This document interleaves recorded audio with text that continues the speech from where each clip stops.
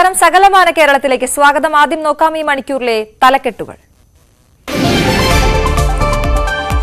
സിദ്ധാർത്ഥന്റെ മരണത്തിൽ പ്രതിഷേധം ശക്തം. ക്രൂരമായി പീഡിപ്പിച്ചത് 4 പേരെന്ന് പോലീസ്. പ്രതിപക്ഷ സംഘടനകളുടെ സമരം തുടരുന്നു. അടിമാലിയിലെ കാട്ടാന ആക്രമണത്തിൽ പ്രതിഷേധം ശക്തം. കോതമംഗലത്ത് കോൺഗ്രസിന്റെ നിരാഹാരം തുടരുന്നു. മരിച്ച ഇന്ദിരയുടെ മൃതദേഹം സംസ്കരിച്ചു.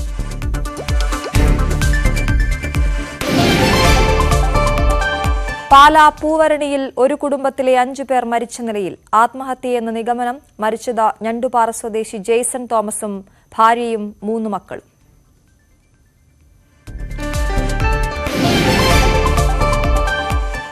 തിരുവനന്തപുരത്ത് സുഹൃത്ത് തീ കൊളുത്തിയ യുവതി മരിച്ചു. മരിച്ചത് ചേങ്കോട്ടുകോണം സ്വദേശി സരിത. പെട്രോൾ ഒഴിച്ച് തീ കൊളുത്തിയത് സുഹൃത്ത് ബിനു. പൊള്ളലേറ്റ പ്രതിയും ചികിത്സയിൽ. മലപ്പുറത്ത് പശുക്കിടാവിന്റെ കുത്തേറ്റ വീട്ടമ്മ മരിച്ചു. വയനാട്ടിൽ കാട്ടുപന്നിയുടെ ആക്രമണത്തിൽ പെൺകുട്ടിക്ക് പരിക്ക്. അതിരപ്പള്ളിയിൽ വീണ്ടും കാട്ടാന ആക്രമണം.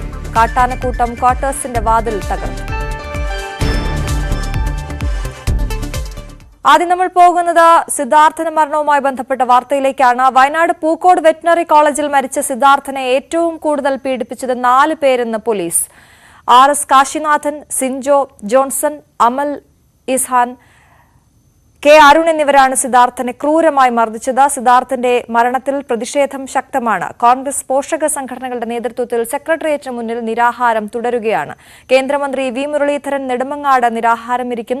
സംസ്ഥാന വ്യാപകമായി KS വിദ്യാഭ്യാസ ബന്ദ് ആചരിക്കുകയാണ്. ജിൻസ് തോട്ടുങ്കര, ഏറ്റവും പുതിയ വിവരങ്ങൾ എന്തൊക്കെയാണ് ജിൻസ്?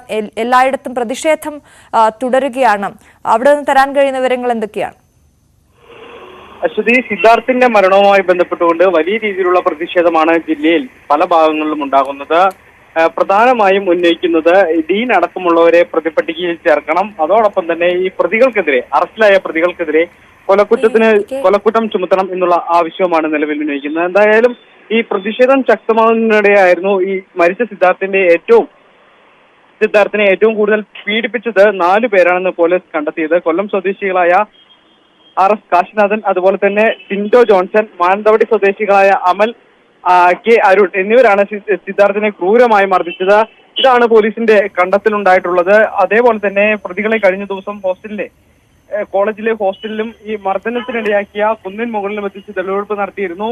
ഈ തെളിവെടുപ്പിൽ സിദ്ധാർത്ഥിനെ ക്രൂരമായി മർദ്ദിക്കാൻ ഉപയോഗിച്ച ഉപകരണങ്ങളടക്കം പോലീസ് കണ്ടെടുക്കുകയും ചെയ്തിട്ടുണ്ട്. എന്തായാലും ഈ നിലവിൽ ഈ തെളിവെടുപ്പ് പൂർത്തിയായിരിക്കുകയാണ്. കസ്റ്റഡി കാലാവധി കഴിയുന്ന സാഹചര്യത്തിൽ ഈ പ്രതികളെ ഇന്ന് വീണ്ടും കോടതിയിൽ ഹാജരാക്കി പോലീസ് കസ്റ്റഡിയിൽ വാങ്ങാനാണ് അന്വേഷണ സംഘത്തിന്റെ തീരുമാനം.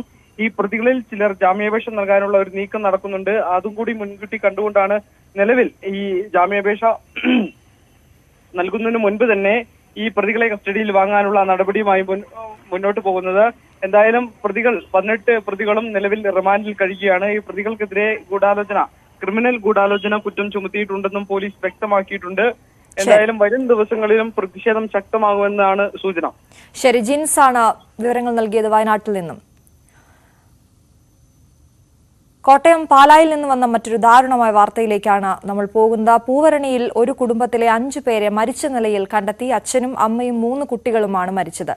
അകലകുന്നം ഞണ്ടുപാറ സ്വദേശി ജെയ്സൺ തോമസ്, ഭാര്യ മെറീന, മക്കളായ ജെറാൾഡ്, ജെറീന, ജെറിൻ എന്നിവരാണ് മരിച്ചത്. വിവരങ്ങൾ ശ്രീജിത്ത് നൽകും. ശ്രീജിത്ത്, എന്താണ് പോലീസ് പറയുന്നത്?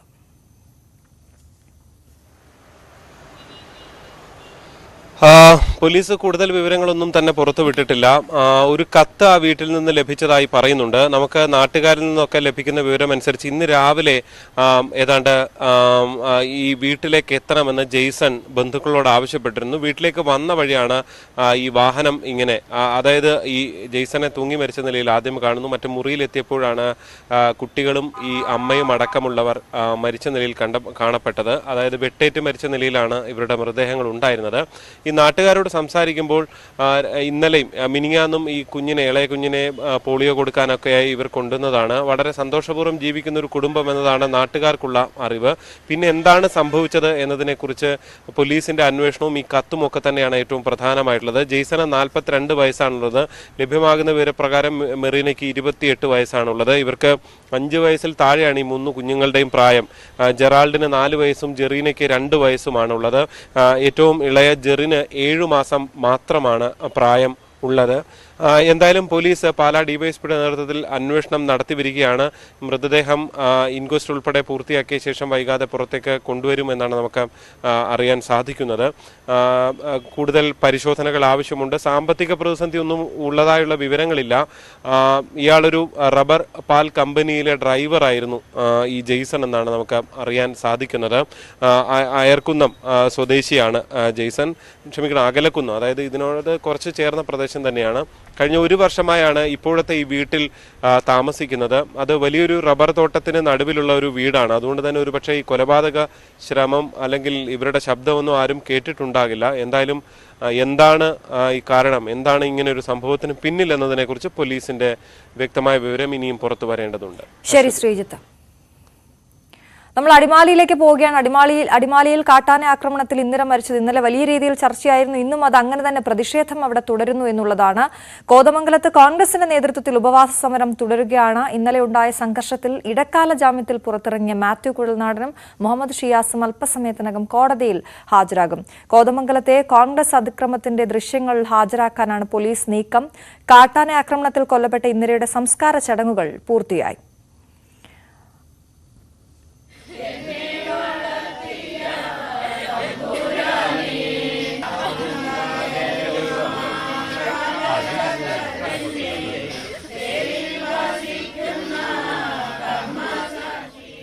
അതിനിടെ മൃതദേഹം പ്രതിഷേധത്തിന് കൊണ്ടുപോയത് കുടുംബത്തിന്റെ അനുമതിയോടെ അല്ലെന്നും രാഷ്ട്രീയവൽക്കരിക്കുന്നതിനോട് യോജിപ്പില്ലെന്നും കൊല്ലപ്പെട്ട ഇന്ദിരയുടെ സഹോദരൻ സുരേഷ് പ്രതികരിച്ചു. മൃതദേഹം വിട്ടുകിട്ടണമെന്നാവശ്യപ്പെട്ടതിനെ തുടർന്നായിരുന്നു പോലീസ് നടപടിയെന്നും സുരേഷ് പറഞ്ഞു. എന്നാൽ കോൺഗ്രസ് പ്രവർത്തകർ മൃതദേഹത്തെ അനാദരിച്ചുവെന്ന പരാതിയില്ലെന്ന് ഇന്ദിരയുടെ ഭർത്താവ് രാമകൃഷ്ണൻ പറഞ്ഞു. ഭർത്താവിന്റെയും മകളുടെയും അനുമതിയോടെയാണ് പ്രതിഷേധിച്ചതെന്ന് മാത്യു കുഴൽനാടൻ വിശദീകരിച്ചു. ആജ്ഞ രവീന്ദ്രനാണ് ചേരുന്നത്. ആജ്ഞ, വലിയ പ്രതിഷേധവും സങ്കടവുമാണ് അവിടെ ഇന്ദിരയുടെ വീട്ടിലും ആ പ്രദേശത്തുമെന്ന് അറിയാൻ സാധിക്കുന്നു. എപ്പോഴാണ് ഇന്ദിരയുടെ സംസ്കാര ചടങ്ങുകൾ പൂർത്തിയായത്? അവിടെ നിന്ന് തരാൻ കഴിയുന്ന വിവരങ്ങൾ എന്തൊക്കെയാണ്? അശ്വതി, ഇന്ദിരയുടെ സംസ്കാര ചടങ്ങുകൾ പൂർത്തിയായിട്ടുണ്ട്. ഏകദേശം 1/2 മണിക്കൂറോളായിട്ടുണ്ടാവും. പക്ഷെ നമുക്കിവിടെ കാണാൻ കഴിയുന്നത് ഒരു പ്രദേശത്തെ മുഴുവൻ ആളുകൾ തങ്ങളുടെ വ്യഥ പങ്കുവയ്ക്കാൻ നമ്മളുടെ മൈക്ക് കണ്ടപ്പോൾ, അല്ലെങ്കിൽ ഒരു വഴി അതാണെങ്കിൽ അങ്ങനെ ആകട്ടെ എന്ന് വിചാരിച്ച് നമ്മുടെ ചാനലുകാരോട് കൂടുന്ന ഒരവസ്ഥയാണ് കണ്ടിട്ടുള്ളത്. അങ്ങേയറ്റം വികാരാധീനരായാണ് പലരും പ്രതികരിച്ചത്. ഏക്കർ കണക്കിന് ഭൂമിയിലെ കൃഷി വിളകളാണ് ആനയും കാട്ടുമൃഗങ്ങളും ഇറങ്ങി, പന്നിയും ഉൾപ്പെടെയുള്ള കാട്ടുമൃഗങ്ങൾ ഇറങ്ങി നശിപ്പിക്കുന്നത്. എന്നാൽ ഇതിനുള്ള നഷ്ടപരിഹാരത്തിന്റെ കാര്യത്തിലും സർക്കാർ വേണ്ട വിധേന അവരെ കണ്ടിട്ടില്ല, വേണ്ട വിധേന പരിഹരിച്ചിട്ടില്ല എന്നുള്ള പരാതിയും അവർക്കുണ്ട്. ഇപ്പോ ഒരു ഉദാഹരണത്തിന് 2000 വാഴ നശിച്ച ഒരു കർഷകൻ നമ്മളോട് പറഞ്ഞത് 2000 വാഴയ്ക്ക്, ഒരു വാഴയ്ക്ക്, ഞാലിപ്പൂവൻ വാഴയാണ്, അദ്ദേഹത്തിന് 1 കിലോയ്ക്ക് 75 രൂപ മാർക്കറ്റ് വില ഉണ്ടായിരുന്ന സമയത്താണ് ആന ഈ 2000-ഓളം വാഴകൾ നശിപ്പിക്കുന്നത്. അതിന് സർക്കാർ ഇട്ട വില കിലോയ്ക്ക് ഒരു വാഴയ്ക്ക് 5 രൂപ എന്നുള്ള കണക്കിലാണ്. അപ്പൊ അത്തരത്തിൽ കർഷകരെ കൂടി ചൂഷണം ചെയ്യുന്ന തരത്തിലുള്ള, അല്ലെങ്കിൽ അവരെ കബളിപ്പിക്കുന്ന തരത്തിലുള്ള രീതിയാണ് സർക്കാരിന്റെ ഭാഗത്തു നിന്നുണ്ടാകുന്നത് എന്നുള്ളതാണ് ഇവരുടെ പ്രതികരണം നമുക്ക് പ്രതികരണത്തിൽ നിന്ന് നമുക്ക് മനസ്സിലാക്കാൻ കഴിയുന്നത്. അതുപോലെ തന്നെ നിരവധി കർഷകരാണ് ഇതിന് പരിഹാരം വേണം, ഇനി ഒരു മരണം ഇവിടെ ഉണ്ടാകാൻ പാടില്ല. ഇത്ര കാലം ആന ഇറങ്ങിയ ഭീഷണി മാത്രമല്ല, ഒറ്റയ്ക്ക് താമസിക്കുന്നവരുണ്ട്, പ്രായമായ ഒരുപാട്, അതായത് 10-72 വയസ്സുള്ള വൃദ്ധജനങ്ങളായ ആളുകൾ, സ്ത്രീകളൊക്കെ ഒറ്റയ്ക്ക് താമസിക്കുന്നവരുണ്ട്. അവർക്കൊക്കെ ചുറ്റുവട്ടത്ത് രാത്രിയിൽ എന്തെങ്കിലും ഒന്ന് അനങ്ങിയാൽ അത് കാട്ടുമൃഗമാണോ, കാട്ടുപന്നിയാണോ, ആനയാണോ എന്നുള്ള ഭയപ്പാടോടുകൂടിയാണ് അവർ ജീവിക്കുന്നത്. ആ ഒരു സാഹചര്യമാണ് ഇവിടുത്തെ ജനങ്ങൾ. പലരും ഇവിടുന്ന് വിട്ടിട്ട്, കൃഷിഭൂമിയൊക്കെ ഇവിടെയാണ്, ഇവരുടെ തൊഴിൽ മേഖല ഇതാണ്, ആദായം ഇതാണ്, ഉള്ള കുടുംബത്തിന്റെ വരുമാനം ഇതാണ്. അങ്ങനത്തെ ഒരു സാഹചര്യത്തിൽ പോലും ഇവിടുന്ന് ദൂരേക്ക് മാറി വാടകയ്ക്ക് വീടെടുത്ത് താമസിക്കുന്ന സാഹചര്യം പോലും ഏറെ പേരും, അതായത് ഇവിടെ ഇന്ന് മരണ വീട്ടിൽ വന്നിട്ടുള്ള 70% പേരും പറയുന്നത് അങ്ങനെയാണ് ഞങ്ങൾ ഇവിടെ നിന്ന് വിട്ടുപോയി. അതായത് ഈ വന്യമൃഗഭീതിയിൽ ഞങ്ങൾ ഈ പ്രദേശം വിട്ടുപോയിരിക്കുകയാണ്. ഞാൻ കൃഷി സ്ഥലങ്ങൾ മാത്രം നോക്കിക്കാണാൻ അല്ലെങ്കിൽ കൃഷിയിടങ്ങളിലേക്ക് മാത്രം വരുന്ന ഒരു സാഹചര്യമാണ് ഇപ്പോഴുള്ളത്. റബ്ബർ നശിപ്പിക്കുന്നു, പ്ലാവ് നശിപ്പിക്കുന്നു, കപ്പ കൃഷികൾ നശിപ്പിക്കുന്നു. ഇങ്ങനെ ഈ കർഷകരൊക്കെ ലോൺ എടുത്തുണ്ടാക്കിയുള്ള എല്ലാ കൃഷി വിളകളും നശിപ്പിക്കുകയാണ്. ഇതിന് വേണ്ട തരത്തിലുള്ള ഒരു പരിഗണനയും സർക്കാരിന്റെ ഭാഗത്തുനിന്ന് ഉണ്ടാകുന്നില്ല. കൃഷി വകുപ്പിൽ നിന്ന് 1.5 ലക്ഷം രൂപയോളം നഷ്ടപരിഹാരം എഴുതിയ കൃഷി നാശമുണ്ടായ ഒരു ഭൂമിക്ക് ഇവര് വനം വകുപ്പിന്റെ ഭാഗത്തുനിന്ന് 7,000 ചില്ലുവാൻ രൂപയാണ് നഷ്ടപരിഹാരം എഴുതിയത് എന്നുള്ള തരത്തിലുള്ള പരാതികൾ. അങ്ങനെ വനം വകുപ്പിനെതിരെ പരാതികൾ ഏറെയാണ്, പ്രതിഷേധം ഏറെയാണ്. ഇവിടുത്തെ ആളുകൾക്കൊക്കെ വനം വകുപ്പിനെതിരെയാണ് പ്രതിഷേധം രേഖപ്പെടുത്താനുള്ളത്. 1/2 കിലോമീറ്റർ ദൂരത്ത് ഫെൻസിങ് ഇട്ടാൽ തന്നെ പരിഹരിക്കുന്ന പ്രശ്നമേ ഉള്ളൂ ഇവിടെ എന്നുള്ളത്. ആനത്താര തെളിച്ചിരിക്കുകയാണ് വനം വകുപ്പിന്റെ ഭാഗത്തുനിന്ന് ഉണ്ടായിട്ടുള്ളതാണെന്നാണ്. അതായത് വനംവകുപ്പിന്റെ മുൻകൈ എടുത്തിട്ട് ആനത്താര തെളിച്ചിട്ടാണ് ഈ ആനത്താരയിലൂടെ ആനകൾ ഈ പ്രദേശത്തേക്ക് ഇറങ്ങുന്നു. വ്യക്തമാണ് അവിടെയുള്ളവരുടെ ആവലാതികൾ. അത് ഇങ്ങനെ അവർ പറഞ്ഞുകൊണ്ടേയിരിക്കുന്നു, പക്ഷെ അത് ആര് കേൾക്കുന്നു എന്നുള്ളിടത്താണ് ആ ചോദ്യം പ്രസക്തമാകുന്നതും. ആജ്ഞ രവീന്ദ്രനാണ് അവിടെ നിന്നും വിവരങ്ങൾ നൽകിയത്. ഒരു കാട്ടാന ആക്രമണത്തിന്റെ ഭീതിയിലാണ് നമ്മൾ നിൽക്കുന്നത്. അതേസമയം അതിരപ്പള്ളിയിൽ വീണ്ടും കാട്ടാന ആക്രമണം ഉണ്ടായി എന്ന വാർത്ത വരുന്നു. പ്ലാന്റേഷൻ കോർപ്പറേഷൻ 3-ാം ബ്ലോക്കിലാണ് ആക്രമണം ഉണ്ടായത്. കോർപ്പറേഷന്റെ അതിരപ്പള്ളി എസ്റ്റേറ്റ് വെൽഫെയർ ഓഫീസർ താമസിക്കുന്ന ക്വാർട്ടേഴ്സ് കാട്ടാന തകർത്തു. കഴിഞ്ഞ രാത്രി ഇറങ്ങിയ കാട്ടാനക്കൂട്ടമാണ് ക്വാർട്ടേഴ്സിന്റെ വാതിൽ തകർത്ത് അകത്ത് കയറിയത്.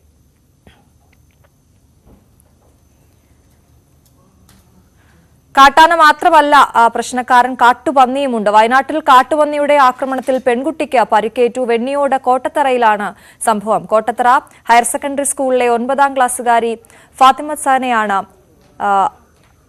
ആക്രമണത്തിനിരയായത്. ഇന്ന് രാവിലെ 9:30ഓടെയാണ് സംഭവം. കാലിന് പരിക്കേറ്റ കുട്ടിയെ കൽപ്പറ്റ ജനറൽ ആശുപത്രിയിൽ പ്രവേശിപ്പിച്ചു. പരിക്ക് ഗുരുതരമല്ല. മദ്രസയിൽ നിന്ന് മടങ്ങുന്നതിനിടെയാണ് സംഭവമുണ്ടായത്. ഇന്ന് അവൾ രാവിലെ മദ്രസ വിട്ട് വീട്ടിലേക്ക് പോന്നിരുന്നു. മദ്രസ വിട്ട് പെട്ടെന്ന് പരീക്ഷയുണ്ട്, 9-ാം ക്ലാസ് സ്കൂൾ പരീക്ഷയുണ്ട്. അപ്പോൾ അവളൊറ്റക്കായിരുന്നു. വീട്ടിലേക്ക് പോകുന്ന സമയത്ത് വാഴത്തോട്ടത്തിൽ നിന്ന് പന്നി കയറി വന്ന് ഇടത്തെ കാലിനാണ് കുത്തിയത്. കുത്തിയതിന് ശേഷം കാലിൻ്റെ ഇടയിലിട്ട് തലയിട്ട് പിടിച്ചപ്പോൾ അത് ആത്മധൈര്യം കൊണ്ട് ഒന്ന് തള്ളി നീക്കിയിട്ട് നടന്നില്ല. അവൾ മുകളിലൊരു ഫർദയൊക്കെ ഇട്ടിരുന്നു. ഫർദയൊക്കെ കമ്പിളിയിൽ കയറിപ്പോയി. കാലിന് ഭയങ്കര വേദനയാണ്. വേദന കൂടി വരികയാണ്. ഇപ്പോൾ അവിടുന്ന് നടക്കാൻ പറ്റുന്നില്ല, കുത്തിയിരിക്കാനും പറ്റുന്നില്ല. മലപ്പുറത്ത് പശുക്കിടാവിന്റെ കുത്തേറ്റ് വീട്ടമ്മ മരിച്ചു. ഉപ്പട ഉദിരകുളം സ്വദേശിനി ചക്കിയാണ് മരിച്ചത്. പശുവിനെ കറക്കുന്നതിനിടയിൽ കിടാവിന്റെ കുത്തേറ്റ് വീണ് പരിക്കേറ്റ് ചികിത്സയിലിരിക്കെയാണ് മരണം. കോഴിക്കോട് മെഡിക്കൽ കോളേജ് ആശുപത്രിയിൽ ചികിത്സയിലായിരുന്നു. ഇടുക്കി മാങ്കുളം ജനകീയ സമരസമിതിയുടെ തുടർ സമരത്തിന് തുടക്കമായി. വന്യജീവി ശല്യം നിയന്ത്രിക്കുക, മാങ്കുളം ഡിഎഫ്ഒക്കെതിരെ നടപടിയെടുക്കുക, ജനവാസ മേഖലയിലെ വന്യമൃഗശല്യത്തിന് പരിഹാരം കാണുക തുടങ്ങിയ ആവശ്യങ്ങൾ ഉന്നയിച്ചാണ് മാങ്കുളം ഡിഎഫ്ഒ ഓഫീസിന് മുന്നിൽ അനിശ്ചിതകാല റിലേ സമരം ആരംഭിച്ചത്. പാലക്കാട് അട്ടപ്പാടിയിൽ നായാട്ട് സംഘം പിടിയിൽ. മുഹമ്മദ് മുസ്തഫ, മുഹമ്മദ് റാഫി, സോബിൻ, സിജോ, ഷമീർ എന്നിവരാണ് പിടിയിലായത്. ഒരാൾ ഓടി രക്ഷപ്പെട്ടു. സമ്പാർക്കോട് മലവാരത്ത് വേട്ടയാടുന്നതിനിടയിലാണ് നായാട്ട് സംഘത്തെ പിടികൂടിയത്. 2 പുള്ളിമാനെ ഇവർ വേട്ടയാടി. പെട്രോളിംഗിനിടെയാണ് ഇവർ പിടിയിലായത്. ഇവരുടെ കയ്യിൽ നിന്ന് നാടൻ തോക്ക് പിടികൂടി.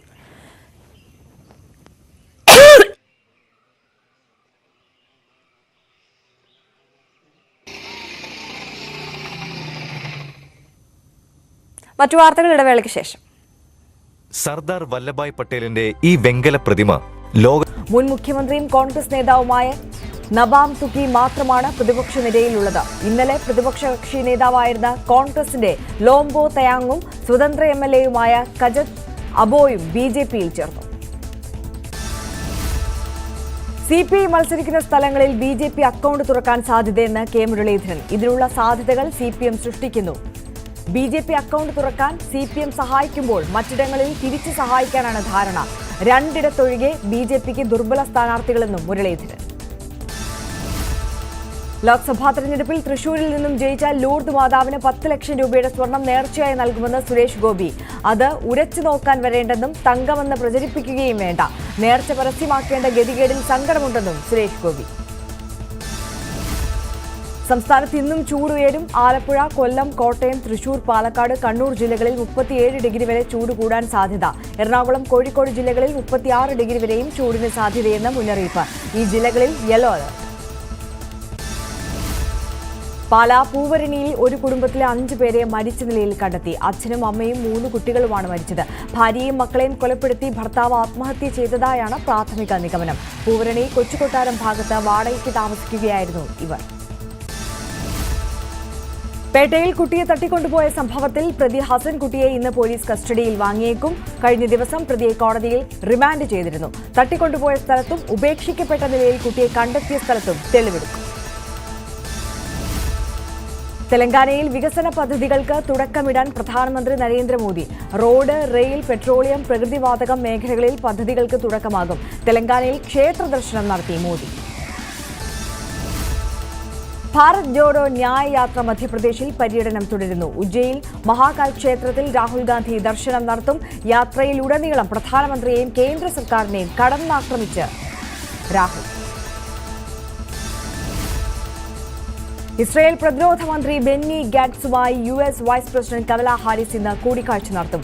ഗാസയിലേക്ക് സഹായം എത്തിക്കുന്നതിന് ഇസ്രായേലിന്റെ നിലപാടുകൾ വിഘാതമാകുന്നതിൽ അമേരിക്ക എതിർപ്പ് പ്രകടിപ്പിച്ചിരുന്നു. ഇത് ഇന്നത്തെ കൂടിക്കാഴ്ചയിൽ കമല ഹാരിസ് ധരിപ്പിച്ചേക്കും. സന്തോഷ് ട്രോഫി ഫുട്ബോൾ പോരാട്ടത്തിൽ കേരളത്തിന് ഇന്ന് ക്വാർട്ടർ. എതിരാളികൾ മിസോറാം. മത്സരം വൈകിട്ട് 7 മണി മുതൽ. ഗ്രൂപ്പ് ഘട്ടത്തിൽ 5 മത്സരങ്ങൾ കളിച്ച കേരളം നേടിയത് 2 വിജയം മാത്രം. ചരിത്രത്തിലാദ്യമായി ഒളിമ്പിക്സിന് ഇടം നേടി ഇന്ത്യൻ പുരുഷ, വനിതാ ടേബിൾ ടെന്നീസ് ടീമുകൾ. റാങ്കിങ്ങിന്റെ അടിസ്ഥാനത്തിലാണ് പാരീസ് ഒളിമ്പിക്സിന് യോഗ്യത ലഭിച്ചത്. ടീമിനത്തിൽ റാങ്കിംഗ് അടിസ്ഥാനത്തിൽ യോഗ്യത നേടുന്നത് ആദ്യം. വനിതാ പ്രീമിയർ ലീഗിൽ വിജയവഴിയിൽ തിരിച്ചെത്തിയ റോയൽ ചലഞ്ചേഴ്സ് ബാംഗ്ലൂർ. UP വാരിയേഴ്സിനെ 23 റൺസിനെ തോൽപ്പിച്ചു. ആദ്യം ബാറ്റ് ചെയ്ത ബാംഗ്ലൂർ 3 വിക്കറ്റ് നഷ്ടത്തിൽ നേടിയത് 198 റൺസ്. ക്യാപ്റ്റൻ സ്മൃതി മന്ദാന 50.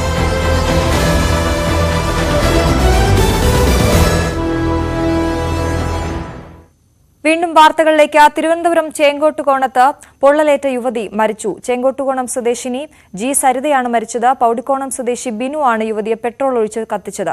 പൊള്ളലേറ്റ ബിനു കിണറ്റിൽ ചാടിയിരുന്നു. ഫയർഫോഴ്സ് എത്തിയാണ് ഇയാളെ രക്ഷിച്ചത്. 60% പൊള്ളലേറ്റ സരിത ചികിത്സയിലിരിക്കെയാണ് മരിച്ചത്. സംഭവത്തിൽ പോത്തൻകോട് പോലീസ് അന്വേഷണം നടത്തുകയാണ്. കോഴിക്കോട് ചാത്തമംഗലം പഞ്ചായത്തിൽ വ്യാജരേഖ ചമച്ച് കുടുംബശ്രീയുടെ പേരിൽ 20 ലക്ഷം രൂപ തട്ടിയെടുത്തെന്ന പരാതിയിൽ വിജിലൻസ് പരിശോധന. ചാത്തമംഗലം പഞ്ചായത്ത് കുടുംബശ്രീ ഓഫീസിലും NIT SBI ബ്രാഞ്ചിലും പരിശോധന നടത്തി. ചാത്തമംഗലം മണ്ഡലം യൂത്ത് കോൺഗ്രസ് പ്രസിഡന്റ് ഹമീദ് നൽകിയ പരാതിയുടെ അടിസ്ഥാനത്തിലാണ് നടപടി. വിവരങ്ങൾ വിജിലൻസ് ഡയറക്ടർക്ക് കൈമാറുമെന്ന് ഉദ്യോഗസ്ഥർ അറിയിച്ചു. കടുത്ത വേനലിൽ ഏത്തവാഴ കൃഷി നശിച്ചതോടെ ലക്ഷങ്ങളുടെ കടക്കിണിയിലാണ് പത്തനംതിട്ട കോന്നി കൊല്ലൻപടി സ്വദേശി തമ്പാൻ. പാതി വിളവെത്തിയ 5000-ഓളം ഏത്തവാഴ കുലകളാണ് വേനലിൽ കരിഞ്ഞുണങ്ങിയത്. 10 ലക്ഷം രൂപയുടെ നഷ്ടമാണ് തമ്പാന് ഉണ്ടായത്. പക്ഷാഘാതം വന്ന് പാതി തളർന്ന ശരീരവുമായാണ് തമ്പാൻ ഏത്തവാഴ കൃഷി ചെയ്തത്. 8 ഏക്കറോളം സ്ഥലം പാട്ടത്തിനെടുത്തായിരുന്നു കൃഷി. വായ്പയെടുത്തും പലരിൽ നിന്നും കടം വാങ്ങിയുമാണ് പ്രതിസന്ധിയിലും പ്രതീക്ഷയോടെ കൃഷി ചെയ്തത്. കടുത്ത വേനലിൽ പാതി വിളവെത്തിയ ഏത്തക്കുലകൾ കരിഞ്ഞുണങ്ങിയതോടെ ഇന്ന് ലക്ഷങ്ങളുടെ കടക്കണിയിലാണ് ഈ കർഷകൻ. ഞാൻ ഇനിയിപ്പോൾ അതിന് പ്രത്യേകിച്ച് ആരെ സാക്ഷി എന്തോ വേണം, എന്തോ ചെയ്യണം എനിക്കറിയത്തില്ല. 5000 വെച്ചു. ഇനി നഷ്ടപ്പെടാൻ എനിക്ക് പ്രത്യേകിച്ച് ഒന്നുമില്ല. ഇതിനകത്ത് ഒരു വാഴയ്ക്ക് ഇനി നഷ്ടപ്പെടാനില്ല. മൊത്തവും പോയെന്ന് വിചാരിച്ചു, അല്ല വേറെ ഒന്നുമില്ല. എനിക്കതേ പറയാനുള്ളൂ. ബാങ്കുകൾ ആ കടം, സൊസൈറ്റി കടം എനിക്കറിയത്തില്ല. നാട്ടുകാരോട് പലിശയ്ക്ക് വരെ എടുത്ത ഓരോ കാര്യം എനിക്കറിയത്തില്ല. ഒന്നും എനിക്ക് പറയാനേ അറിയത്തില്ല. 5000-ഓളം വാഴകളാണ് വേനലിൽ കരിഞ്ഞുണങ്ങിയത്. കഴിഞ്ഞ വർഷവും കാറ്റിലും മഴയിലും 3000-ഓളം ഏത്തവാഴ നശിച്ചതിന് പിന്നാലെയാണ് വേനലിൽ ഇപ്പോൾ വീണ്ടും കൃഷി നശിച്ചത്. പാതി വിളവെത്തിയ ഏത്തവാഴ കുലകൾ പൂർണ്ണമായി കരിഞ്ഞുണങ്ങിയതിനാൽ ഉപയോഗിക്കാൻ കഴിയാത്ത അവസ്ഥയിലാണ്. ന്യൂസ് 18 പത്തനംതിട്ട. ഇനി ഇന്നത്തെ സ്വർണം വെള്ളി നിരക്കുകൾ. കവിത ഗോൾഡ് ആൻഡ് ഡയമണ്ട്സ് ഇന്നത്തെ സ്വർണം വെള്ളി നിരക്കുകൾ നിങ്ങൾക്കായി സമർപ്പിക്കുന്നത്. വലിയ സ്വപ്നങ്ങൾ, വലിയ സന്തോഷങ്ങൾ, വലിയ collection. Kavitha gold and diamonds.